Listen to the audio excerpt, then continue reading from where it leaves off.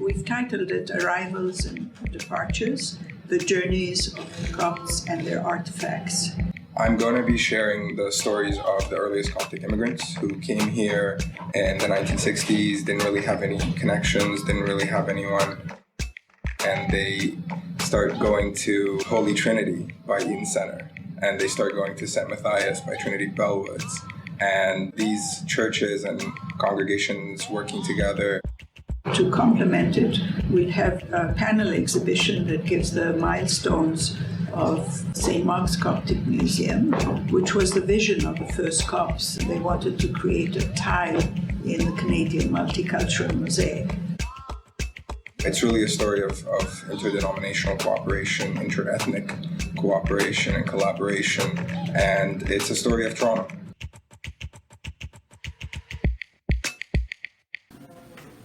Right, welcome everyone, and thank you for being here. I would like to first thank, of course, the St. Mark's Coptic Museum, and particularly Helen Musa, for helping to organize all of this.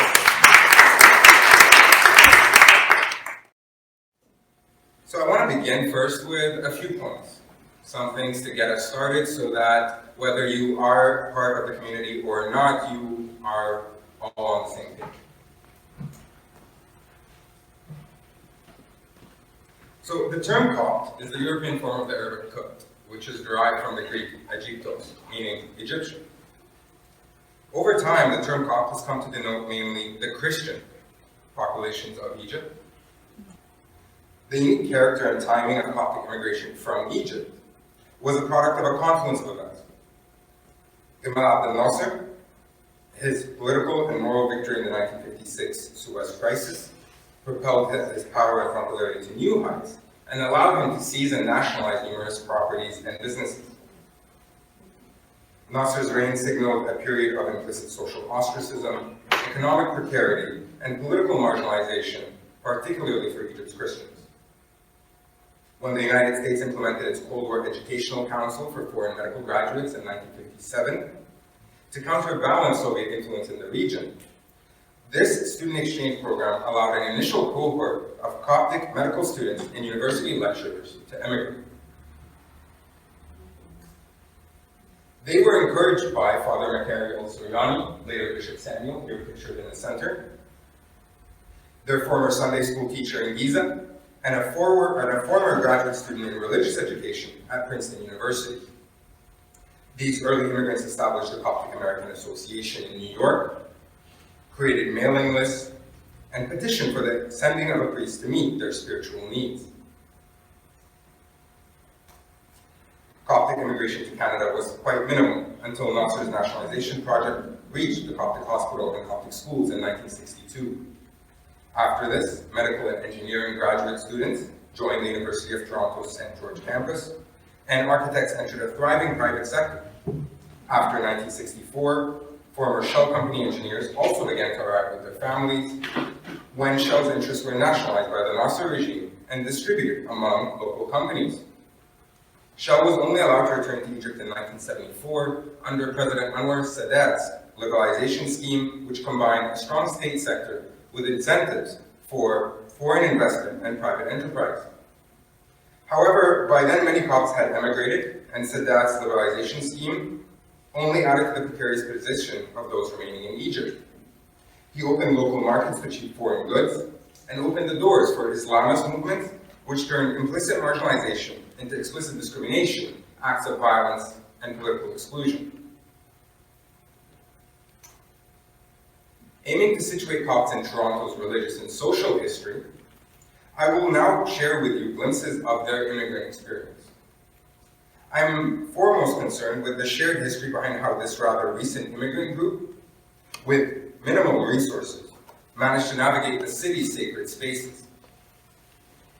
Though these histories are treated as two separate worlds that do not brush up against one another, they have been simultaneously and in the same place.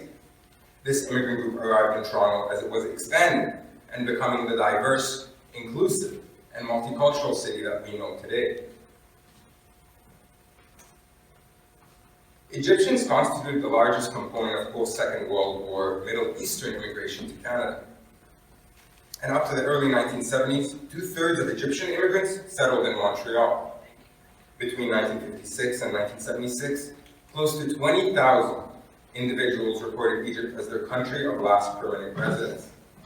Since Egyptian society was comprised of groups from diverse backgrounds up to the late 1950s, those who listed Egypt as their country of last permanent residence were Egyptian Christians and Muslims, Jews, or nationals of Armenian, Syrian, Lebanese, or European descent.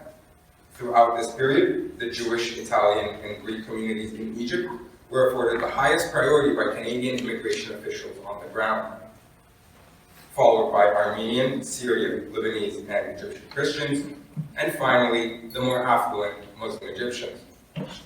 As the numbers of Egyptian Jews and nationals of European descent began to dwindle, Christian populations were, for Canadian officials in Egypt, the next target of aggressive recruitment strategies because they were qualified immigrants who spoke both English and French, and their immigration offered political significance for strained Canadian-Egyptian relations during the Cold War.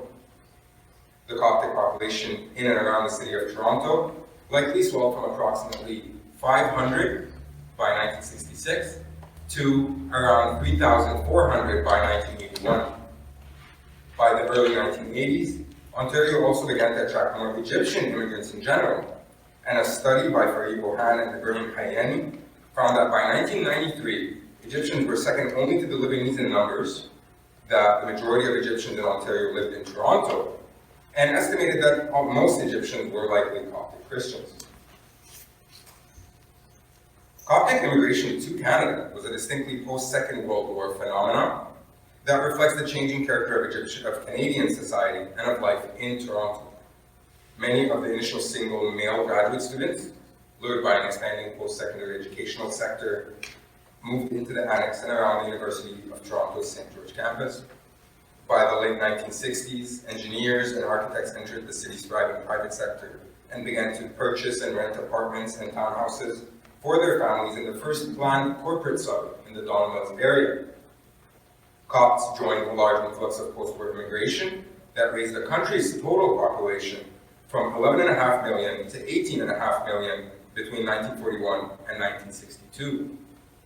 By 1962, immigration criteria that discriminated based on race or country of origin had been replaced by an emphasis on independent immigrants with desirable skills, training, and education.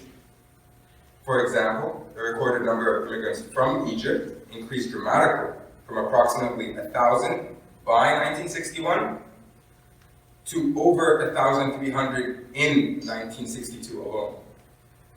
Eventually, changing immigration criteria paved the way for the 1967 point system, which helped to replace explicit traces of discrimination in Canada's immigration policy. Among the new post-war immigrants were many Portuguese, Spanish, Italian, and Caribbean Catholics. Catholicism was so successful that Toronto, a city that was 80% Protestant in 1941, became 40% Roman Catholic by 1971. Protestant churches faced increasing secularization, while, as historians Nancy Christie and Michael Gabbro have noted, the Catholic Church remained a vital community institution for the huge influx of European immigrants, and its activities transcended the purely spiritual and moral to encompass immigrant advocacy, language training, childcare, leisure, and financial assistance. By 1975, weekly attendance in Catholic churches was 61%, whereas for Protestant churches, weekly attendance had fallen to a striking 25%. In late November 1964, Father Marcos, the first Coptic priest ordained for North America, arrived with his wife Susan. They were met at Toronto International Airport by Mr. Michael Marcos, no relation, and driven to the Church of the Messiah, a low Anglican church in downtown Toronto, to meet Copts who had gathered there for worship. The Church of the Messiah was home to Coptic immigrants long before Father Marcos' arrival. Immigrants who celebrated marriages and baptisms, such as the marriage of Carlos Gupta Ugawhari to a net wanderer on October 3, 1964. Coptic immigrants continued to rely on the support of the Church of the Messiah and of Reverend Schott, who granted St. Mark's Parish the use of his church hall, where Father Marcos and approximately 30 families would hold weekly Saturday liturgies and communal meals. Thereafter, and only for a brief time, during the winter of 1964 and 1965, they moved to a mid-sized chapel in St. Mildred's College. The room could only hold 30 people, and in March of 1965, the school administration asked Father Marcos to find other accommodations, as they began to negotiate a deal to sell the property. The deal concluded in 1969, when St. Mildred's College amalgamated with Miss Lightbourne School in Oakville to form St. Mildred's Lightbourne School. Its former location at 36 Walmer Road is now a condo complex. In need of accommodations for his growing parish, Father Marcos then contacted Bishop Henry Hunt, the Anglican Bishop of Toronto, and Reverend James Fisk of HIP Holy Trinity, who invited the Coptic parish to use the church's upper chapel. Father Marcos and his congregation worshiped in this chapel on Sundays, and during their time there, they often shared the space with hippies, leftists, draft dodgers, and social activists. One parishioner, then a young engineering doctoral student at the University of Toronto who had arrived in fall 1966, remembers constant protests on campus and in the streets. Escaping political turmoil in Egypt, he, like many other Copts, was sympathetic, but disengaged from civil rights and anti-Vietnam activism. Instead, he chose to focus on completing his degree, securing a career, and he recalls that he and his friends turned to the parish for spiritual services and to extend their social networks. Now I'd like you to join me in listening in as Coptic and Anglican parishes worship in unison in 1966.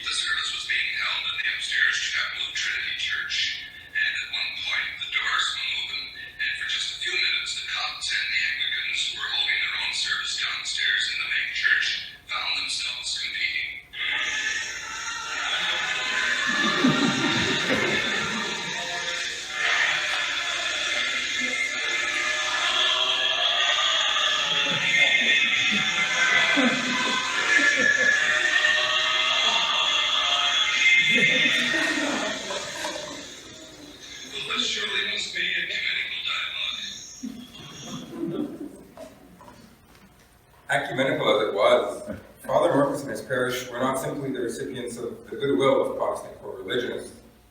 Protestant clergymen sought to draw back their dwindling congregations in response to the perceived threat of Catholic dominance, growing secularization, and suburbanization. They turned to this immigrants' church with its elaborate rituals and ancient traditions to revitalize their congregations. Father Marcos was invited to deliver sermons at Holy Trinity and to explain more about his church. Further, Anglican and Coptic parishes engaged in joint social activities in the church and on excursions to Center Island.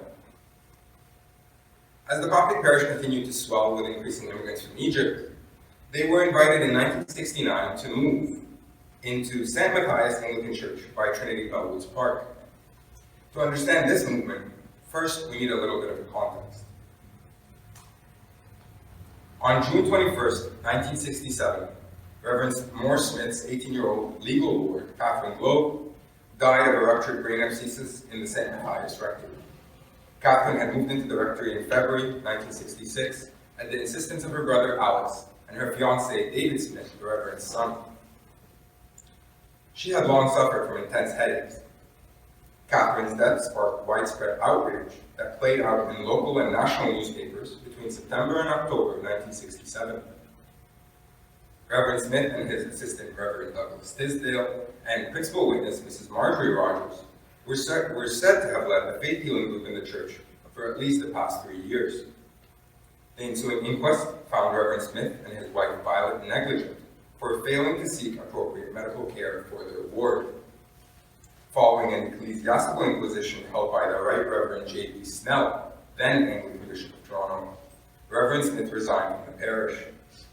Catherine Globe's death coincided with the rise of a new charismatic movement in mainstream Canadian churches, which, according to religious historian Roberto Perrin, was unquestionably influenced by Pentecostalism's focus on the religion of feeling, the individual experience of the gift, or charisma, of the Holy Spirit. In response, clergymen saw a correlation between this rising charismatic movement and declining attendance, stressed the importance of ritualism, an emphasis on ritual and liturgical ceremony in the church. Seen in this context, the actions of Reverend Smith's faith healing group and the untimely death of Catherine Globe were part of the many changes to the city that aligned with the timing of Egyptian immigration to Toronto. By March 1968, only 30 parishioners were still supporting St. Matthias Parish. Sunday attendance had fallen from 149 to 25, and the average Sunday income was approximately $50. The church had fallen into disrepair and operated at a deficit. Imagine with me, if you will, St. Matthias' Parish Hall, which journalist Carolyn Verdun described in March 1968 as, and I quote, "a large, well-lit room bearing the signs of respectable poverty, a water-stained ceiling, a dingy green curtain concealing the stage, a wooden floor scuffed to a dull gray, a cracked window pane," end quote.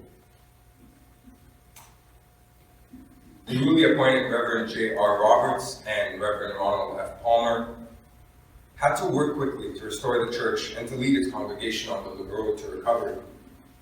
An opportunity presented itself when, in June 1969, a reporter for the Anglican newspaper wrote an article on the Coptic Holy Trinity, and in his conclusion asked, and I quote, "In the changes that lie ahead in the inner city and elsewhere, is there by any chance a church building that could be offered to the Copts?" End quote.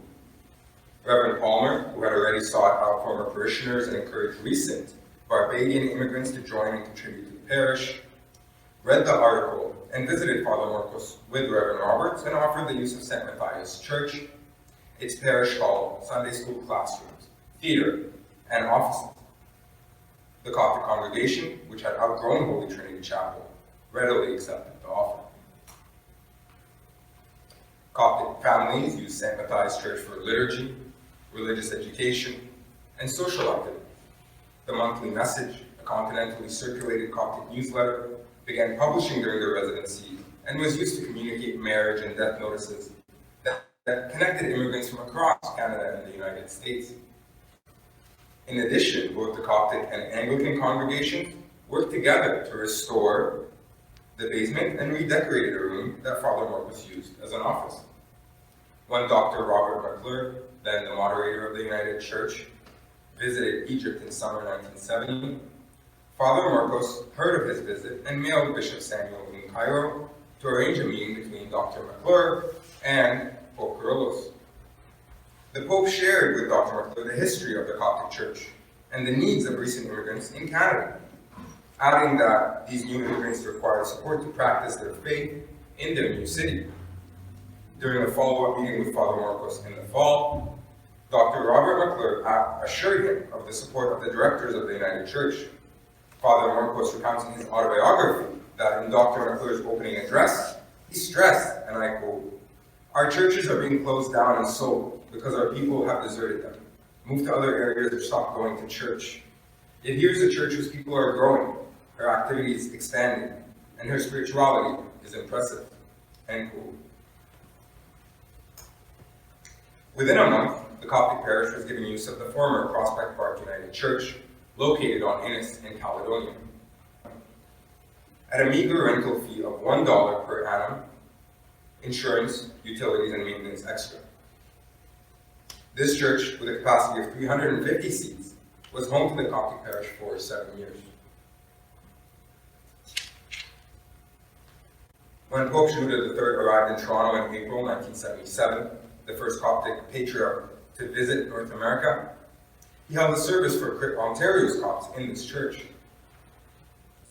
In 1975, Father Marcos and Treasurer Yohanna Rahib contacted a real estate developer known to the United Church as a supporter of church building.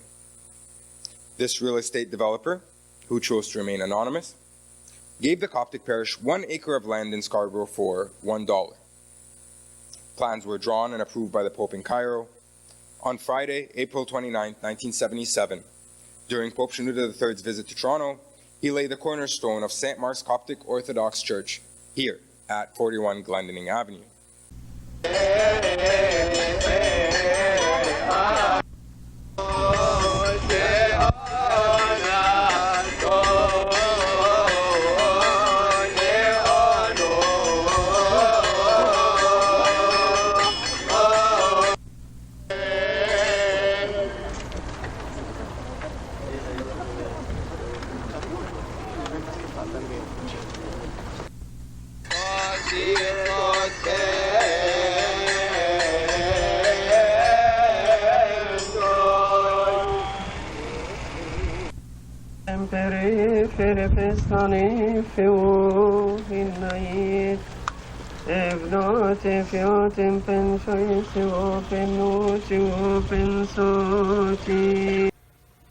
Built in 8 months, the first liturgy was celebrated the following Easter, April 23rd, 1978.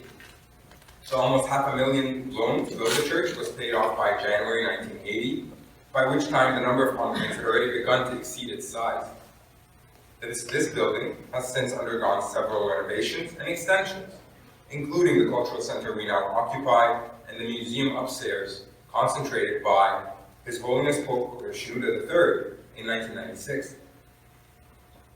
Today, St. Mark's Coptic Orthodox Church remains an important landmark for Coptic Canadians and home to the first Coptic priest to serve in North America. This story of Coptic immigration is very much a story of Canadian, interethnic, interdenominational, and multicultural exchange and cooperation. COP's success in Toronto in the 1960s and 1970s reveals a city that was in the midst of tremendous change. Declining attendance in Protestant churches, rising Catholic immigration, and a thriving downtown counterculture created opportunities for COPs to rent churches, develop relationships with Anglo-Protestant religious authorities, and create social and spiritual services to meet vital needs for a new immigrant group. In the words of one such Coptic Canadian today, Canada is my home and Egypt is my native land.